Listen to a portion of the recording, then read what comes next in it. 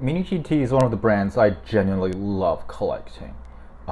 There's just no other company that does supercars as much and as well as Mini GT does. There are obviously companies that do supercars, sports cars. For instance, Greenlight has some very good ones. For instance, it's 2019? Shoot, I should have. Yeah, 2019 for GT, and they also done the Nissan GTR, which are all really cool, but those are mixed in a lot of other releases. A lot of them are really interested in, like including older classic cars, American cars, all that. But a lot of them I'm just like not as interested in. But Mini GT consistently puts out supercars, hypercars, whatever you call it. Have the McLaren Senna, which I think is probably still the best release, the best Senna right now. Acura NSX GT3. Obviously, Hot Wheels does, well, at least the current generation of NSX, but obviously not in true 164. Pagani Huayra, beautiful, beautiful car, beautiful, beautiful model, as well as the Bentley Continental GT. There's some other stuff they do that I'm really interested in getting. I think for now, probably like the Toyota Supra, and there's a lot of other stuff coming out as well. I only have 4 of them right now, but considering how much they sell for, around, I'd say between $10 to $15, especially if you're buying it online, that includes the shipping as well. So for these few 4 models, I've spent probably around $50 on, and I know it's still a tiny sample size, but I think it's interesting to just talk about how I feel about them. And as much as I love collecting them, as I've said beginning of the video, I do think Mini GT has a quality issue, although as I will point out later, maybe it's improving. But so the first one I got, well, actually let me back up a little. What kind of level does Mini GT want to be? And I think just from their packaging, from their boxes, I think it's pretty obvious that Mini GT is trying to push for the Tomica Limited Vintage kind of quality. What do I mean by that? For instance, all of these, by the way, they're sold in Asia, and I think Europe as well. They're just sold in the boxes, but in the United States, they are sold in blisters with the boxes, with the cars kind of. The two are like this. The car has like separate plastic protectors that make sure the side mirrors and all the delicate stuff is not directly hitting the packaging.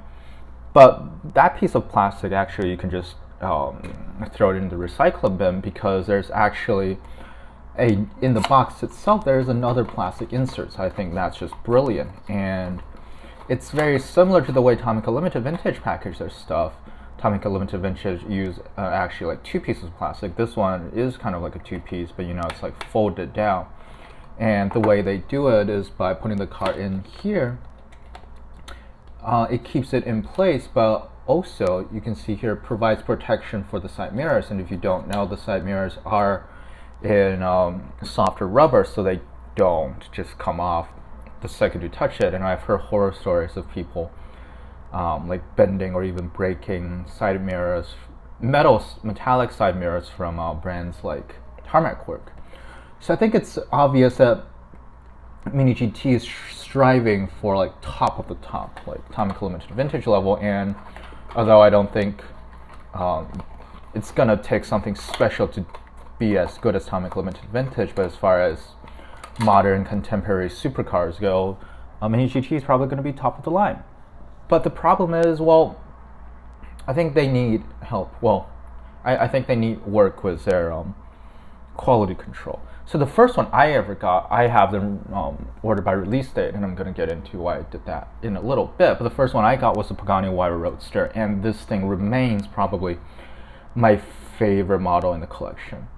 It's beautiful. The Pagani Huayra is a beautiful, beautiful car. Like, Pagani really got the look of this thing down. It's just so cool. And Mini GT, as a model of the real car, totally has it down. It's so pristine. It's beautiful. And this one came to me in 100% pristine, perfect condition. I'm someone who's very, very obsessed with details. Like, any spot that's not perfect, I make a note of it. I don't hate it, and obviously I'm not just going to return it, because I'm not that kind of person. But any tiny imperfection, I will notice and I will be slightly annoyed with it. But obviously, if I'm getting like a $1 Hot Wheels model, I'm not gonna be as obsessed with it as I'm paying for like $15, or I think for this one I paid closer to $10.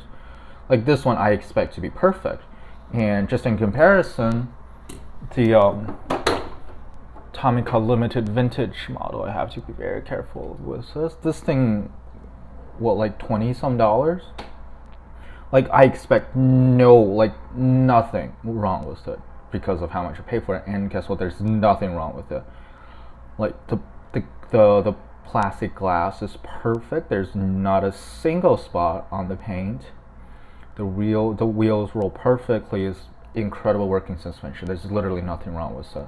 That's what I expect from Tomica Limited Vintage. With Mini GT and other brands, for instance, let's see, what are some other brands that are similar in this genre? For instance, Schuco, I guess, right? Maybe it's cheaper in Europe, but in the United States, it's still like definitely more than $10. I expected a little bit more, and well, Schuco didn't do it perfectly either. But with Mini GT, I think it's a little bit more apparent. Schuco, the only problem I have, I'm just gonna take it out because why not, is their paint. See, everything else, like the casting, the plastic, the parts are all fine, but I think probably Schuco is gonna do a great job with like stock deco. But you see here, for instance, there's this line, and you see a lot of paint just didn't come through, which is a little annoying. Again, considering the price, there's a little paint that didn't come through. There's a little paint. I don't even know what happened there. Obviously, these are all fresh from the package. I don't play with those. You know, I'm not gonna send them through like a Hot Wheels track. But Mini GT, I think it's a little bit more than paint. I'm gonna get to paint too, but the second car I got was this Bentley Continental GT, and this is a great casting. Not the biggest fan of the car in real life. I think it looks more like an executive car or like a luxury car, not as much as like a GT, like a sport car that I love the look of. And you can probably already see on top there are like two tiny spots here. These are paints that's something happened to, I don't know. And on the side mirrors as well, you see a little bit of a spot. The paint didn't completely cover that either. But this is acceptable level of problem it was for me. Like it still annoyed me a little, but I understand it's not going to be 100% perfect. But then I got my third car. This is my third, the NSX. This is my fourth, McLaren Senna, and this is where the real problems begin. This is a limited special edition from the LA Auto Show 2017. So while I'm not quite sure when these three are released, at least I have a pretty good estimate of when this thing was released and was produced. Well, where should I start with this one? Oh, ooh. Okay, I accidentally touched the side mirrors. So you see, this is why rubber ones are really good, because they keep them safe. It's in a really nice matte black. But the first thing I noticed was that there you see that that line going across on the back spoiler. Yeah, that's something that's molded into it, so that's not good.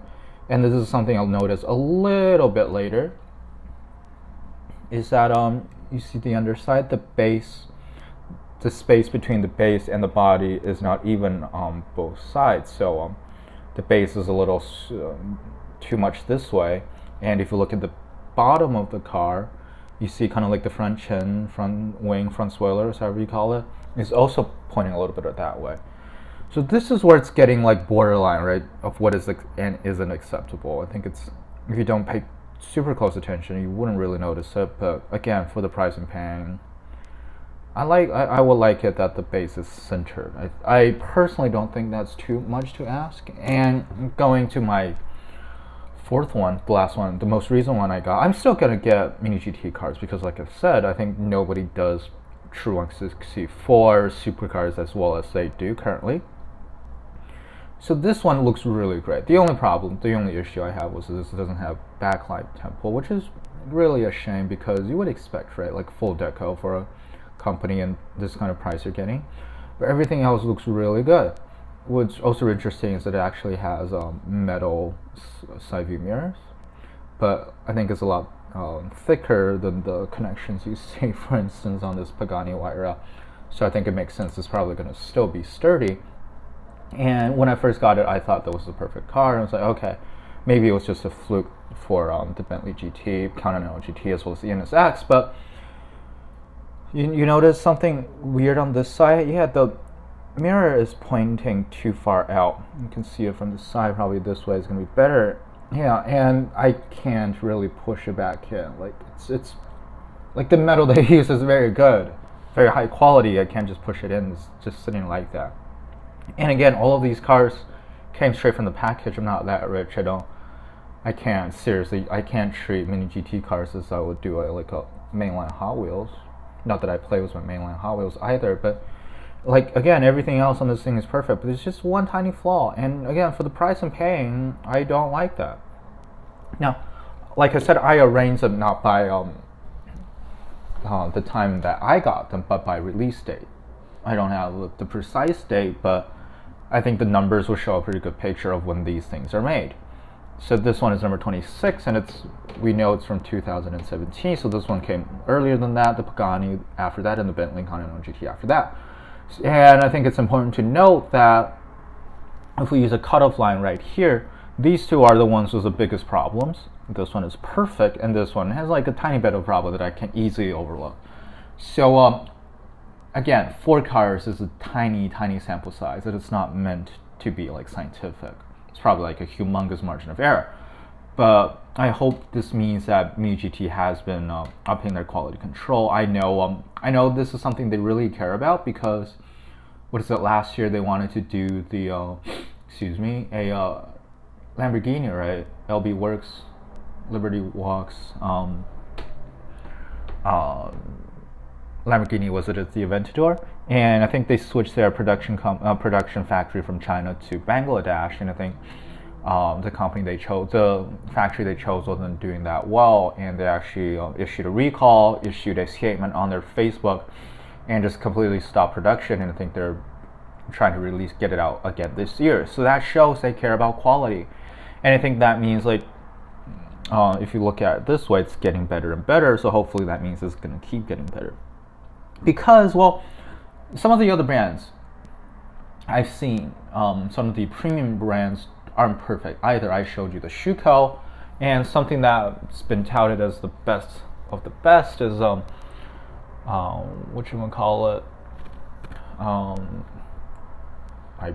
World. And I got a couple of Auto Worlds that are not perfect. For instance, this Challenger. You see there's a little paint issue, but it's not that bad. I mean, I don't love it, but it's not horrible. And I also forgot where this thing was, but I think right here will be fine. And another brand, no, I think that's all there. That's it, right? But on the other hand, Auto World is also like a $7 car. These things are $10 to $15. Sorry about the overexposure. The sun is making it pretty hard to adjust. Another brand that people like, if you collect Greenlight, you must know that Greenlight is not perfect either. And actually, Greenlight is sometimes touted as like, quote unquote, the Hot Wheels of premium 164, because they make a ton of cars. They make it fairly cheap, and they have some quality control issues like you would expect on a mainline Hot Wheels.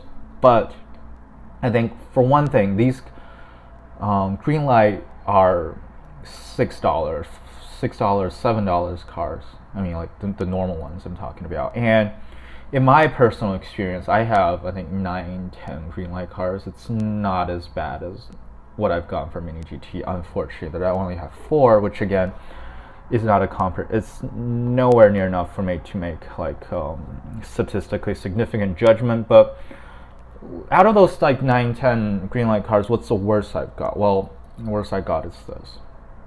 What's the problem I have with it? You might see like this is popping out just a little bit. There's a gap there. That's literally the worst I can find that's wrong with Greenlight. And this is the brand that people are touting as like the brand that that's pretty cheap and doesn't have like a perfect quality control. Some of the other stuff that I have problem with, for instance, is I think I've showed this a long time ago. And what's the problem with it? This side is the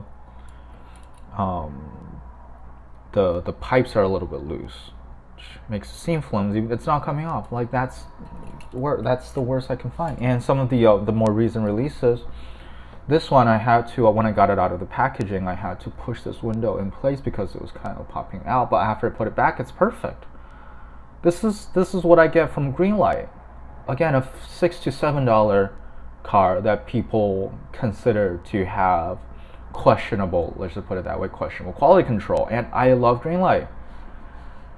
And this is what I'm getting. Like, this is, like, in comparison, a car that costs twice as much as a Greenlight, in theory, should have way better quality control. And Greenlight are not, like Hot Wheels, Hot Wheels premium cars have extremely good quality control, but on the other hand, like Hot Wheel premium usually just have the same number of pieces as their mainline releases, which means 4. For instance, like the vast majority of them, there's going to be exceptions to this rule. For instance, this pretty new release of the RWB Porsche 930. It's got it's got 4 pieces, not including the wheels and axles. Obviously, it's just the main body. You have the base, you have the body, you have the plastic window, clear plastic window. You have the interior, which in this case also includes those exhaust ports back here. Like, it's obviously going to be super easy to quality control like 4 pieces as opposed to the numerous pieces that, for instance, Greenlight uses. Just so you know, I'm actually not sure how many pieces there are, but I'm just going to point out that the ones I know certainly are a separate piece. For instance, this back here is 1 piece, the one that, like, the flying buttresses as well as the tail. So they actually got the aerodynamics of this car right. You can actually see my fingers through it, which you can't do on a Hot Wheels. And I know this is the mainline version, but the premium version also doesn't get the aerodynamics right. Excuse me. Which also means they also used a separate plastic piece for the side window here and on the other side, which is why, again, it makes it a little bit more flimsy, and I had to push it back in place. The base is obviously 1 separate piece, and let's see what else. So inside the wheels, these are for the brake calipers. Is that what they're called? So I don't know if you can see, there's like a little bit of orange. And if you turn the wheels, the orange doesn't move because, it's designed to actually look good as a model, which it really does, unfortunately. Sometimes it hampers the rolling capability, but these things are not really designed as toys anyway. And they also have, I'm pretty sure this is not the window piece. These are like separate plastic inserts they have for the lights, and separate plastic insert pieces for the backlight as well, by the looks of it.